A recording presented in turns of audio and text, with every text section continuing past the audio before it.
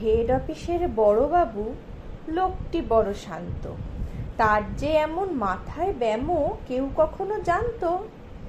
দিব্যি ছিলেন খোশ মেজাজে, চেয়ারখানি চেপে একলা বসে ঝিমঝিমিয়ে হঠাৎ গেলেন ক্ষেপে। আঁতকে উঠে হাত পা ছুঁড়ে চোখটি করে গোল, হঠাৎ বলেন, গেলুম গেলুম, আমায় ধরে তোল। তাই শুনে কেউ বদ্যি ডাকে, কেউ বা হাঁকে পুলিশ, কেউ বা বলে কামড়ে দেবে, সাবধানেতে তুলিস। ব্যস্ত সবাই এদিক ওদিক করছে ঘোরাঘুরি।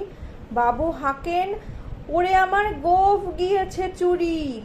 গোঁফ হারানো আজব কথা, তাও কি হয় সত্যি? গোঁফ জোড়া তো তেমনি আছে, কমেনি এক রত্তি। সবাই তারে বুঝিয়ে বলে, সামনে ধরে আয়না।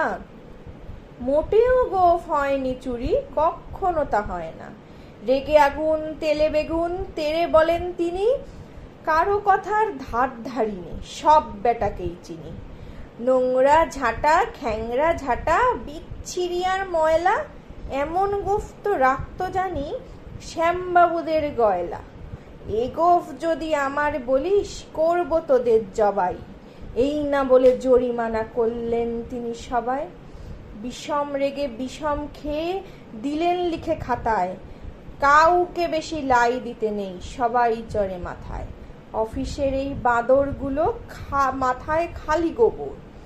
গোঁফ জোড়া যে কোথায় গেল কেউ রাখে না খবর। ইচ্ছে করে এই বেটাদের গোঁফ ধরে খুব নাচি, মুখ্যগুলোর মুন্ডু ধরে কোদাল দিয়ে চাচি। গোঁফকে বলে তোমার আমার, গোঁফ কি কারো চেনা? গোঁফের আমি গোঁফের তুমি, তাই দিয়ে যায় চেনা।